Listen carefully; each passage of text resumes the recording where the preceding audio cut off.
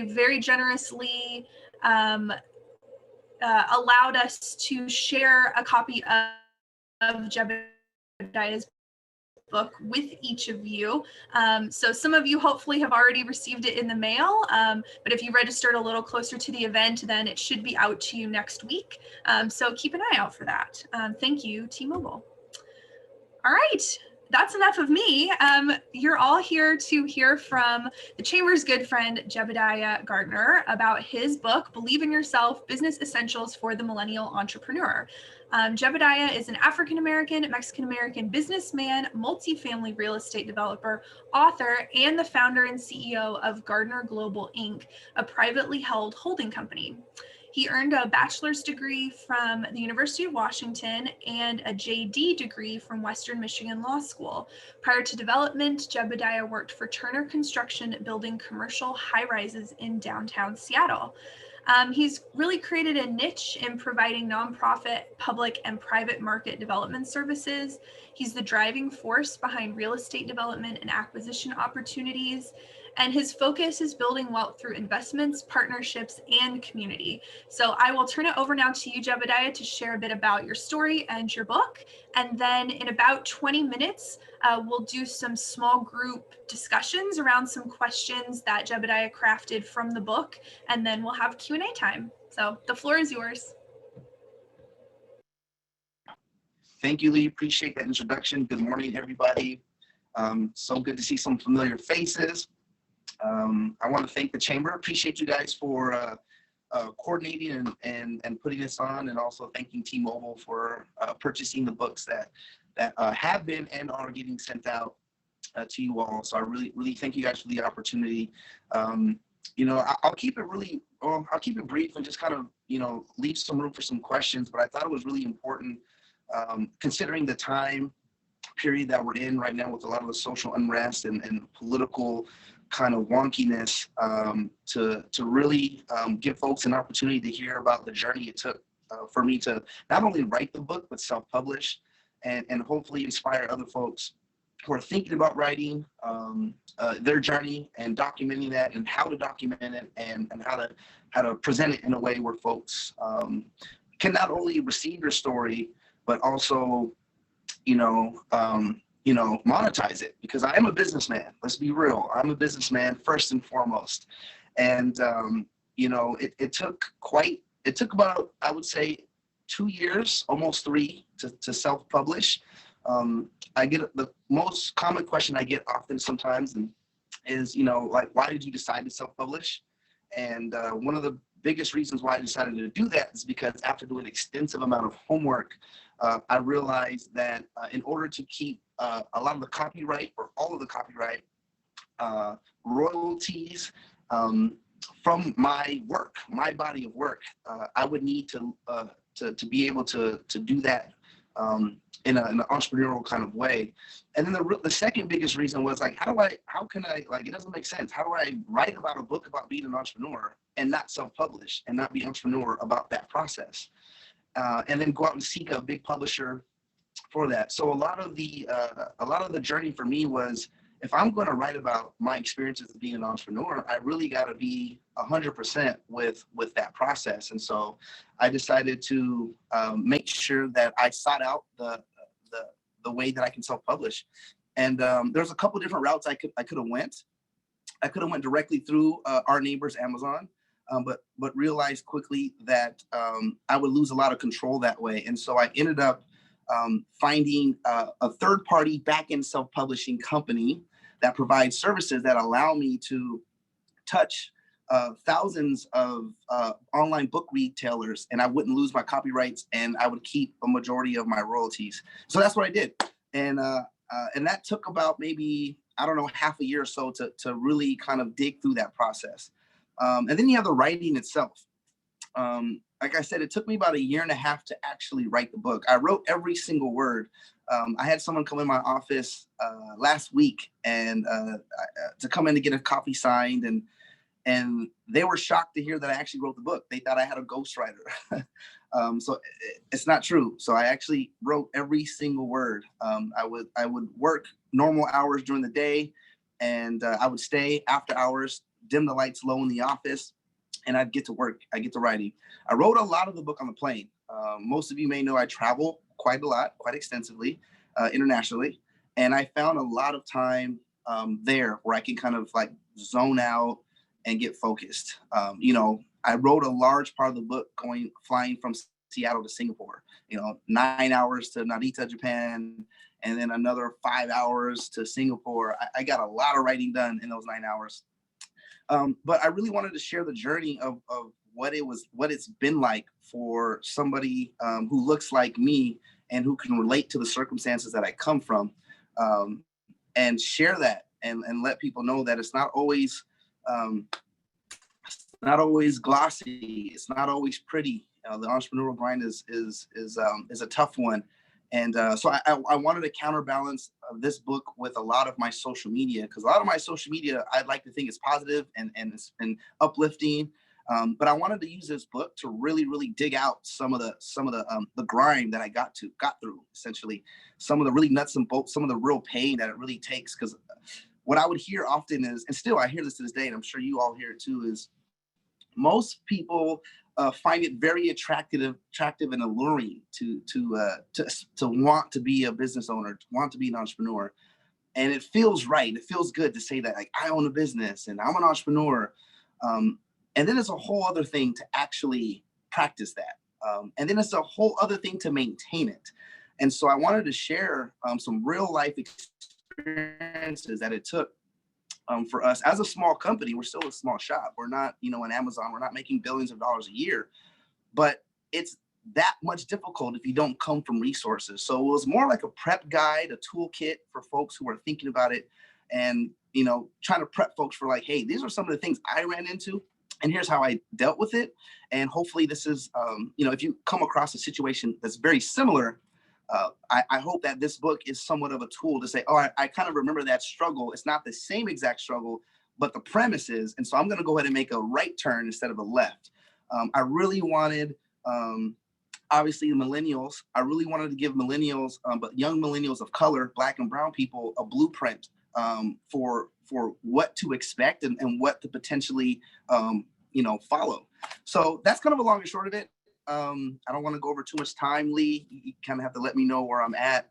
But I'd be happy to answer any questions that you all have. Oh, one last thing I will say, on the self-publishing tip. So, the first phase was writing it, and I had to get through what that looked like. And so I mapped out all the chapters in my head first. I'm somewhat of a closet creative artist, maybe some would say.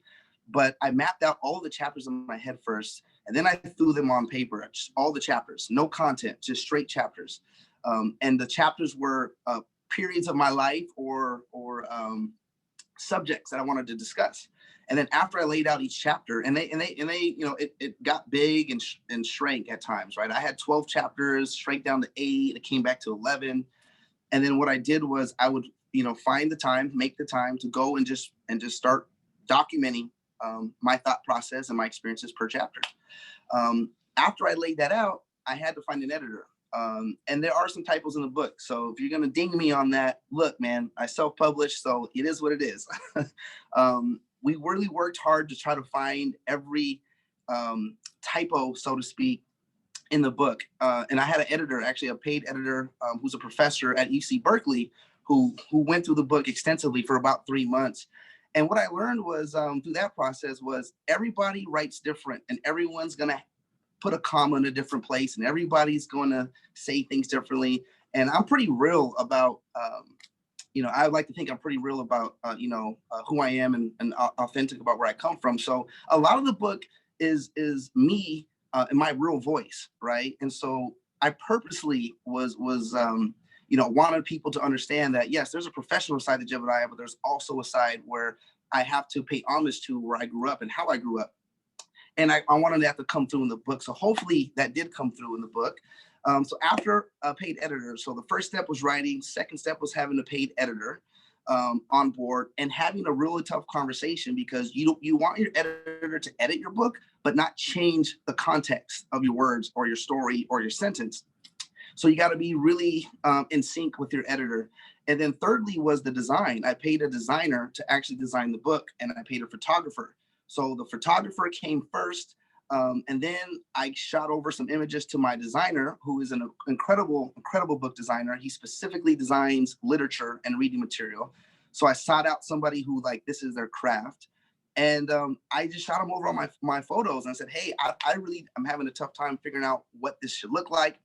Here's what I'm feeling, the vibes I'd like for people to feel. What do you think? And he chose a photo, and I was like, okay, that's interesting.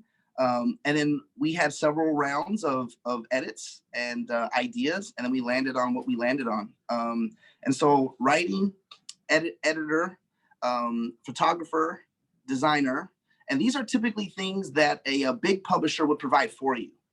The other thing I didn't mention was if you know, for folks who do decide to go with a big publisher, they also take a lot of the creative control of your work. And so it could be possibly, if I went with a big publisher, what the product that you see in your hands or online could be something that looked totally different, because they thought, you know, for whatever reason, their market research says that this type of, you know, book title doesn't sell this way, so we have to change the title or change the image. And I didn't want to deal with that. I was like, I'm going to put out what I feel like I want to put out. So that was a part of the self-publishing process for me as well. So once I had the photographer do the photo shoot, and editor do the edit, the design, then it was packaging it up and making sure that we nuts and bolts had the details of what we needed to make sure it presented on the ebook platform and then also a hardcover platform. And then boom. And then I pressed the go button, and it's, you know, online and thousands of stores across the world. And went to Paris and let folks know I wrote a book, and they were like, really? Let me check. And they checked their version of Amazon in France. In France. And it popped up. My book popped up, and it was a really cool, surreal moment. So anyways, that was kind of a quick rundown of my process. Yeah, that's how we got it done. That's how we got it done. So I'm not sure, Lee, if you want to do breakout rooms or take questions here or whatnot. Oh, there's some chat happening. I should probably look at that. Oh, there we go. Yeah, so thank you for the intro. I think if we want to take one or two questions now, if anything has already jumped out at people that they want to ask, and then we can do our quick breakout rooms to maybe prompt some more discussion and some more questions. So any initial questions for Jaebadiah, go ahead and share it in the chat or raise your hand. Or we're a small group, you can probably just unmute yourself and go for it. Hey, Jaebadiah, I have a question for you. Yes. And how you doing, by the way? Not too bad. I'm trying to get to you here. Nice to see you. Yeah, you too. Good to see you as well. So I have a question about your book. I have a question about the painting over your shoulder. That's obviously Sonny Liston and Muhammad Ali, but I've never seen a version of it like that. Close. So actually a really good friend of mine and local artist painted it. It's actually the Rumble in the Jungle. That is Muhammad Ali and George Foreman in South Africa. Yeah. Yeah, I was gonna say it kind of looks like the Liston fight, that famous photo. Close. From on top, but that's cool. I've never seen that before. Yeah, it's a local artist. His name's Chris Coleman. Does amazing work. Yeah, if you guys are looking for work, it's part of the, you know, he's a Black artist in Seattle, and it's just how we do. We just kind of try to connect the dots and let people know we got, you know, we can get it done. Yeah. Hey, Jaebadiah, can you hear me okay? I can hear you just fine. Who is that? It's Chase Fuller. We actually met through Chris Coleman a few months back. I don't know if you recall our brief conversation. Okay. But it's good to see you. Thank you for sharing your story. I look forward to indulging in the book once I get it. You know, one question I have for you is, you know, the hardest part of any great or grand idea is actually getting started. Can you kind of walk us through what that process was like for you and what really triggered you to get started, and you know, how it ended up developing into an actual book and going from there? Yeah, no, that's a great question. I appreciate you asking for that. It's kind of like what planted the seed, you know, in a way. I am a writer by nature, actually. I was an English major at the University of Washington. And for 4 years, all I did was read and write. And I just loved it. And as I stepped into the professional world, I started to gain a new passion for real estate and development. And my passion for writing's always been there. But I never had the opportunity to kind of, sit down and hone in again, because I'm a young professional and the whole goal is to get a job and pay the bills and buy a place and, all those things. And so I kind of lost my my art, so to speak.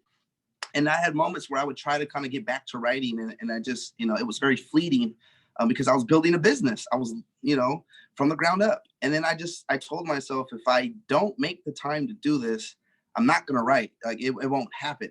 And so I really forced myself to get back to my craft, which was writing.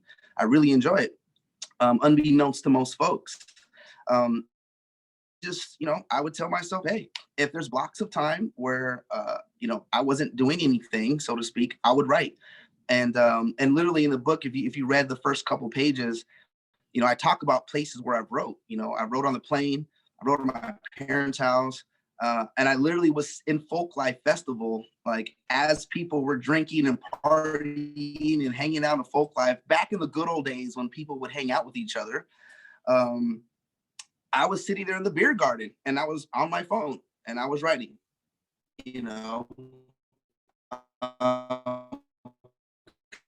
things would come to me and I didn't want to lose it. The process for me was to really then I would just be like, oh, I got to write, I got to put this down. And then you organize later. So it was a lot for me with getting back to really one of my passions, which is writing. It's awesome. Thank you. For sure. Thanks, Chase. We have a couple of questions. We have a raised hand. Nick, do you want to unmute and ask your question? Yeah, actually, I had a question. How you doing, man? Nick, long time no see. I know. I got the emails. Like, I got to get on.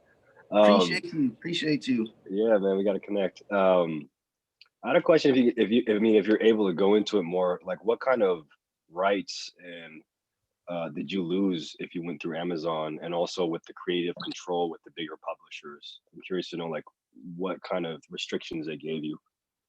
Yeah, definitely. I love our neighbors, Amazon, and they make a lot of things easy for us. But you gotta have to lift up the rug, so to speak, and make sure that just because it's easy doesn't mean it should be the path you should go down. And so Amazon has a tiered royalty approach, which I didn't like. So if you would sell your book for a cheaper amount, they would take less money. You sell your book for a more amount, they would take more money.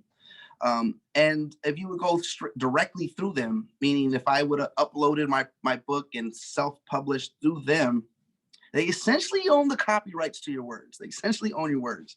So in a weird way, self-publishing meant that Amazon would be technically the owner of your craft, and they don't allow you to put it on any other platform. So if you go directly through Amazon, they're like, hey, your product is here with us and it stays with us. You can't go to iTunes, you can't go to Barnes and Noble, can't do any of that. Your product is here. And I was like, well, I travel a lot and I want my book to be available anywhere it should be available. And so I did my research and found out that I was able to kind of, I call it backdoor my way into Amazon. So even though my product is on Amazon and available there, I went around into a third-party self-publishing company where I hit basically all the other retailers first. And so my book was just another thing for Amazon to grab. I was like, okay, well, I see your books on Barnes and Noble and et cetera. We'll take it. So not to say like, there's probably some pluses also, tons of pluses by publishing through Amazon, but you just got to really know what it is you're trying to do with your product, and how far of a reach you want to go. And once you kind of know that, then you kind of start, navigating the best approach, for you, because everyone's different. A lot of people are like, I don't want to deal with the other things. I just want to go straight through Amazon, make it easy, quick, make it available and go. And that's fine too. That's great. It just wasn't the path for me.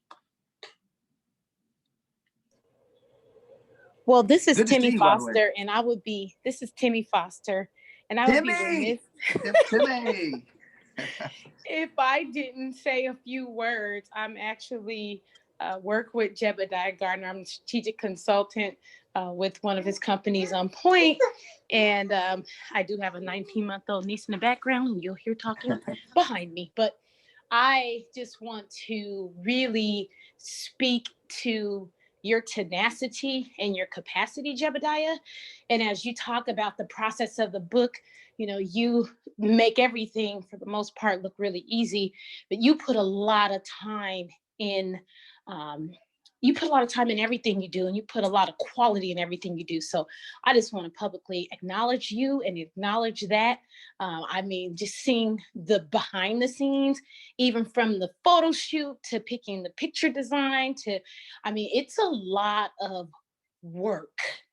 And so I'm currently in a doctoral program writing a dissertation, and I'm like, how is he doing this? So just wanted to acknowledge you and thank everyone for being here. I know our team behind the scenes, we're just very grateful for the partnership of Chambers as well as T-Mobile. And again, Jaebadiah, good job, man. Congratulations. We're all rooting for you.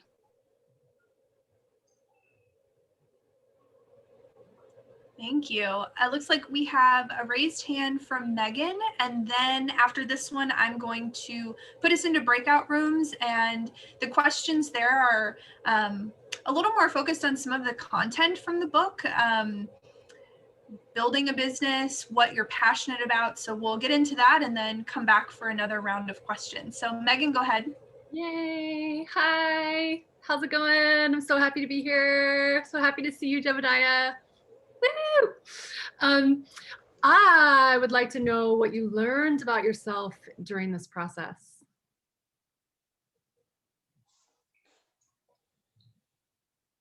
Can you hear me? You're muted, or maybe you're not. Sorry, I said wow, that's definitely a solid question right there. What did I learn about myself? That's interesting. I learned that I still love writing. And I learned that I can be creative while writing. And I learned that I'm still creative. And I learned that, you know, something that I set out to do, you know, I've always thought about writing a book, right? Like we all have things that we're like, you know, I want to get to that someday. And I learned that as long as I can force myself to sit down, I can do anything that's put in front of me that is in the front of my mind. And I just pulled it from the back of the mind and I pulled it to the front and made it a priority. So those are some of the few things that I think I learned. But great question. I'm gonna sit on that one and really kind of let that one sink in. But those are the things off the top of my mind that come to the forefront. Awesome. And it's inspiring to me just to hear it, you know, being able to really prioritize those, you know, deeper urges and those deeper truths within that don't necessarily get the light of day. But you ponder that, and when we finally get to have a cocktail, we can go deep. Definitely. I will say, just as an add-on to that question, is I think really for the process, you know, for myself going through the process, it was like a release valve. It was almost like, if I don't get this out, I'm going to explode. It was a really weird feeling. And so, you know, whether the book is useful or not, it was really a selfish act on my part, because that was my therapy, was writing and getting it out. And there were times where I was really scared, because I was like, should I be telling people this? And what are they going to think about me? And are they going to judge me? And all of a sudden, all the doubt sets in. And I told myself, I'm feeling so good just airing this out on paper. You know, I'm just going to let this thing fly, you know, and it goes as far as it goes, or it doesn't. But really, it was super alleviating to kind of like get that off my chest, so to speak. You know, I wasn't talking to everybody in that book. You know, I was talking to people who would connect with where I came from and the circumstances, and and folks who just understand the grit and grind, and not coming from a place of resources. So it was really selfish on my part, because I needed to do something. Some people jog, some people ski, some people bungee jump. I wrote a book. Thank you. Was it as big an adrenaline rush as bungee jumping? It got to that big of a adrenaline rush right before I was pressing the send button. It was like, oh my God, the publish button, because it was real. So it definitely was a different type of rush for sure. It's like, am I sure? Am I sure? Like, so yeah, it was up there. It was up there. When I pressed the go button, I was like, damn, this is out there. So we're gonna switch gears a little bit.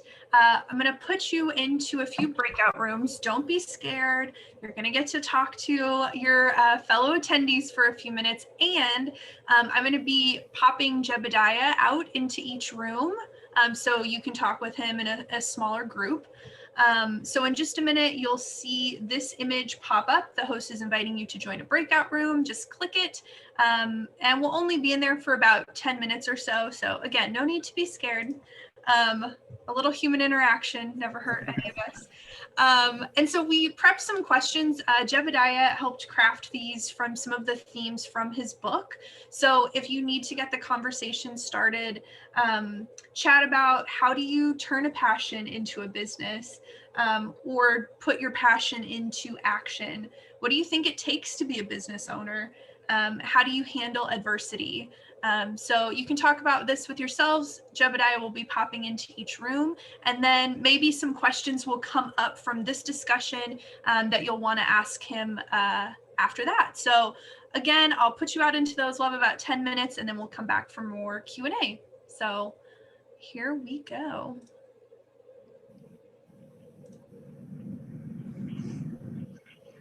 So just accept that invitation, and I'll see you all back in 10 minutes.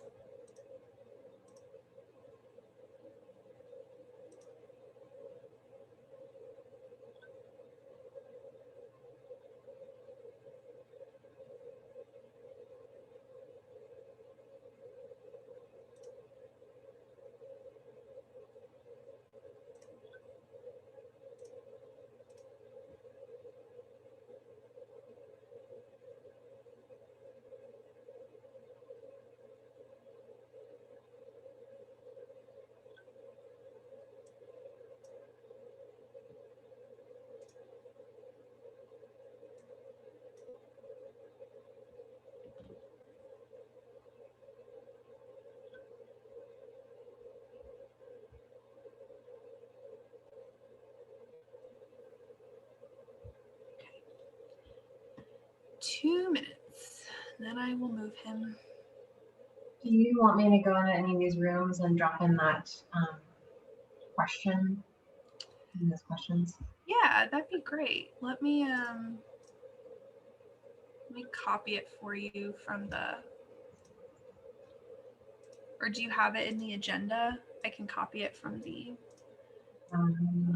PowerPoint also. I can pull up the agenda.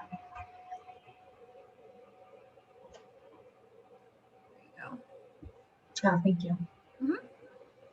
Okay, I'm just going to pop into those. Yeah, thank you. Mhm.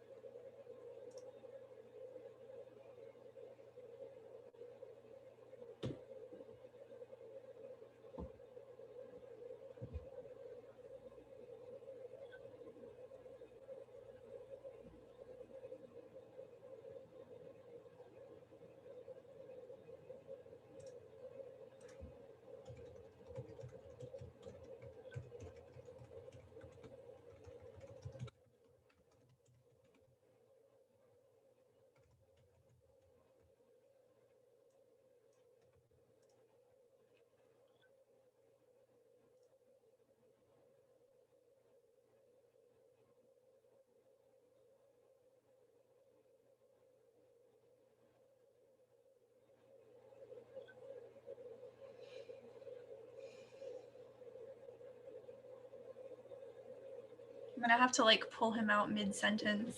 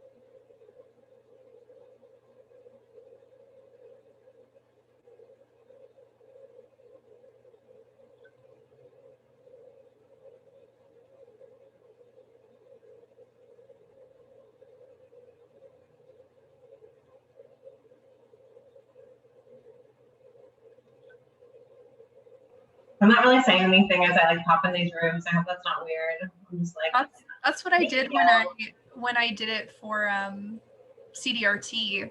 I just like stealthed in with my video off and dropped it. And most of the time they ignored me, but one time they were like, "Oh, somebody else has joined our room." I was like, "No, I didn't." I know. I thought about saying something, and I was like, yeah. Okay, I got one more to go. Okay. CRT. Obsessed with real estate development. I'm obsessed with creating places for people to live, and especially affordably. I've been obsessed for 12 years. So I'm knee deep in that process of really of not even creating places to live, but creating wealth for Black and brown folks. And that starts by acquiring real estate in a substantial amount. And so I'm really focused on, those projects like, super tunnel vision. And everything kind of builds around that. It kind of extends from that passion. And if it makes sense, I'll branch out and dabble. And if it doesn't, I don't even touch it because I want to make sure that we as a team are focused at the goal at hand, and building wealth can happen in a myriad of ways. And so this book project was kind of an extension of like, oh, this is something that makes sense to do. And I'm super passionate about it and excited. So I'll do it. Thank you for asking. Yeah, nice. Congrats again on the book. I'm going to let my mom know that I was on this with you today. Yes, tell the familia hello. I miss you guys. I will.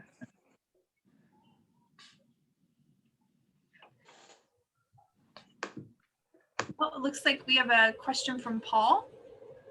Yeah. Hey, Jaebadiah, how you doing, bro? Hey, Paul. Good seeing you, man. So, I mean, you got to come back to the breakfast group, right? So, I mean, yeah, that'd be cool. We meet the second Thursday, and I'm going to blast you to the group to say I was on with you today. But I have two questions. One question is related to the self-publishing, because I'm helping Jim Tharp with his book. And you said to not use Kindle because of the rights that you give up when you give Kindle the book. Is that? Can you go more into how you did it? Yeah. So I mentioned it earlier. You really want to be careful with self-publishing platforms. You just got to really, really read the fine print, because essentially what self-publishing is for some businesses, it equates to, yes, we'll make it easy for you to put your book on Amazon or Barnes & Noble or any other retailer. But in exchange for that ease, they own the copyrights to your book. And then they won't allow you to resell that book on any other platform. So you just got to be kind of cautious about that. And if that's what you want to do and say, hey, I'm gonna stick to this platform and I'm gonna sell it on this platform and that's it, perfectly fine. Then you should go that route. But really you have to keep scrolling, because that fine print is long. So what did you use? You said you went to the back door. Who did you use to get in the back door? Yeah, I use a company called Ingram Spark. Ingram Spark? Okay. Ingram Spark. They're slow, a little slow on response time in some things, but they are an amazing way to self-publish. Okay. For sure. Cool. Yep. And my second question is about Mount Calvary. I read that you bought that, or you and your company? Yeah, we're in the process of acquiring it now. Okay. Yeah, we have a contract with Bishop Witherspoon to acquire all of their holdings on 2030 Union, and we're going to develop affordable and market rate housing. Cool. So how do you feel about Uncle Ike's being your neighbor? There's no feeling. I'm a businessman. This is a transaction. This is nothing other than a deal, and we're going to be neighbors. He's actually a really, really great guy. And we've talked at length, and I'm excited to be his neighbor, and I think he's really excited for us to be his neighbor. Cool. Yep. So how many units are going to put in the church? I mean, I don't know if you can divulge all that right now, but yeah. I'm very interested in hearing more about your plans. Yeah, no, I'll be happy to talk offline more about it if you're curious. Sure. We're going to have a community meeting the end of February where we're going to go through a lot of details for the project. So, excellent. Okay. So we'll keep you in the for sure. We'll keep you in the know. Thanks. Appreciate that. Indeed. Thanks, Paul. We had a question in the chat from Erica. Erica, do you want to unmute and ask your question, or do you want me to go for it? Oh, I can unmute, but don't ask me to turn my camera on. Oh, no worries. No pressure there. Jaebadiah's seen me before, and I'm better in person. So, but no, my question. It's good to see you too. I'm so proud of you. Hear from you. You already know. Thank you. Yeah. Thank so it's like I'm very excited about the book. But one thing, like I believe that, real estate is definitely the way to wealth. And so I have a desire to be wealthy. That's a side note. But I'm thinking that maybe property management might be the angle for me. I want to know how to get into like maybe purchasing a duplex or something like that, and then just managing that. Is that a good way to start, or what would be a good launch for me? That's such a hard question because everyone's different. Everyone's tolerances for risk are different. And real estate is basically that, it's a tolerance for risk. It's what are you willing to sacrifice if things don't go your way? If a duplex is a potential way to start, you got to go into real estate knowing your exit strategy. Mm-hmm. So whether it's a single family home, a townhome, a duplex, a triplex, a building, aspiring to get into it, that's the fun part. Like, oh man, I can't wait. I got my money right, and I can't wait to buy this. My credit's good. Yes. Mm-hmm. How the hell are you gonna get out of it if things don't go right?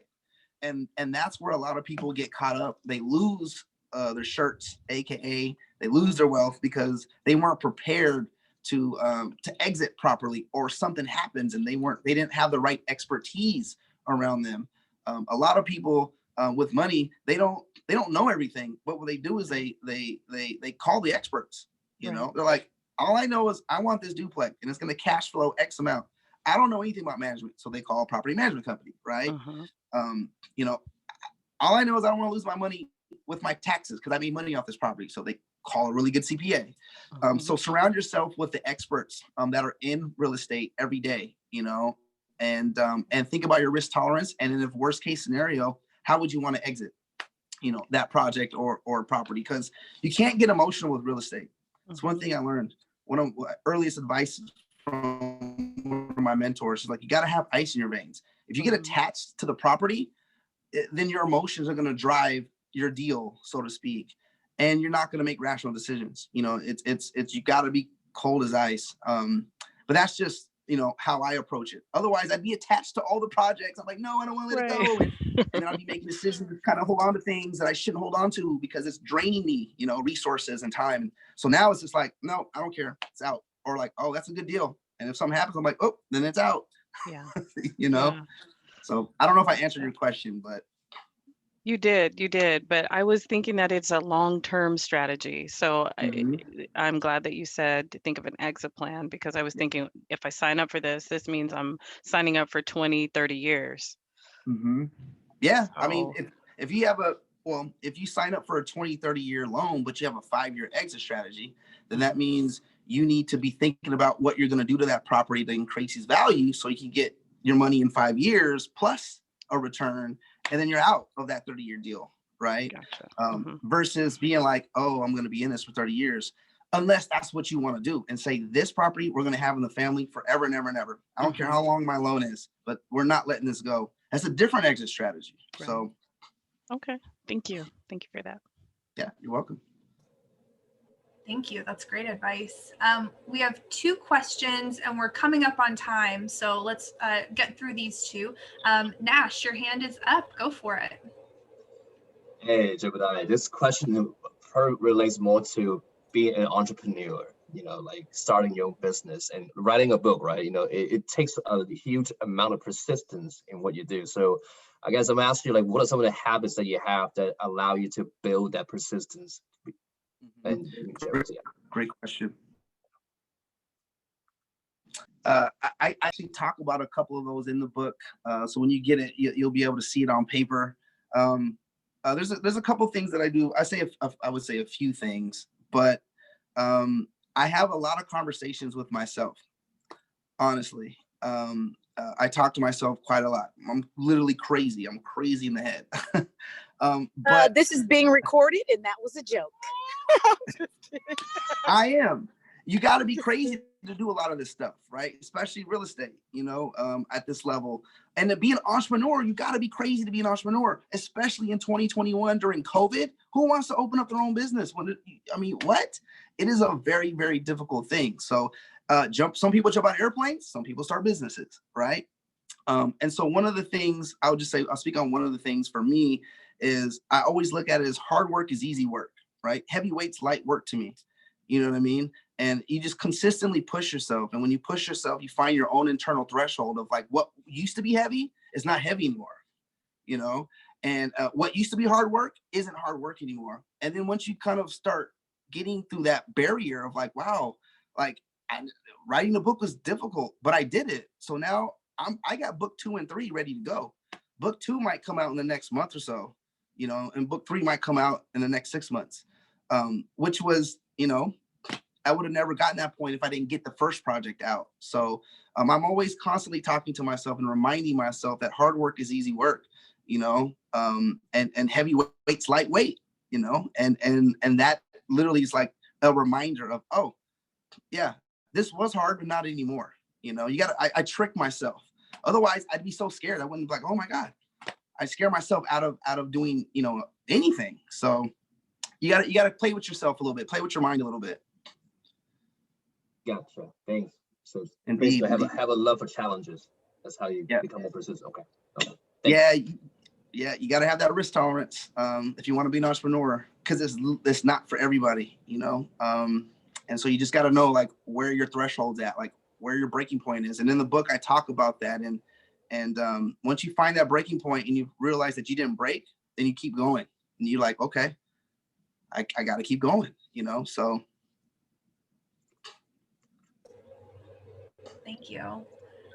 We had a question from Raina in the chat. I think it's pretty similar to Erica's question. Raina, did you want to add anything to that? She wanted to know advice for people interested in starting in a real estate business. Yeah, only thing I really add is, just make sure you do your due diligence, what us developers say, your DD. Just do tons of homework, and there's no rush. A lot of folks, the market and the media likes to make us feel rushed, that we have to buy something now or we're never going to be able to get in it. It's going to be too expensive. And that's really not true. When the timing's right for you, the timing's right for you, and an opportunity will come up. So take your time, do your research, and when you feel comfortable enough with the knowledge you have, then start testing it, and go out and start applying that. But I would say don't rush it.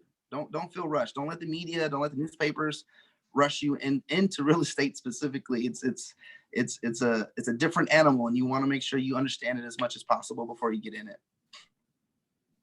Thank you. Well, we're right at time. It was a really great conversation. I'm sure we could keep chatting for another hour, but we all have work to get back to, things to do. Jaebadiah, any final thoughts, last advice? Final thoughts. Thank you to the Seattle Chamber, appreciate you guys. Markham, Lee, all of you. G, appreciate you guys. Thank you, T-Mobile. I appreciate you guys pulling those strings together to make that happen. Thank all of you who have purchased the book, who joined today. It's like, it's such a vote of confidence to see your faces, so many familiar faces. It gives me a lot of energy to keep working. You know, it's not easy to keep the motivation and determination up. So I really appreciate you all for joining. And at any time, my contact is, I'm not hard to find on social media. Find me on Instagram at Jaebadiah, Twitter at Jaebadiah, Facebook at Jaebadiah. And we can talk more later. Thank you. Thank you so Indeed. much. Have a Thanks great again one. to our sponsor, T-Mobile. And like I mentioned, most of you have hopefully received your books or they're coming today. If you didn't get an email from me asking for your address, go ahead and email me. I'll drop my address in the chat here. Maybe I ended up in your spam folder before, but we want to make sure that that gets to you. So thank you so much, Jaebadiah. Thank you all. Thank you all for joining. Take care.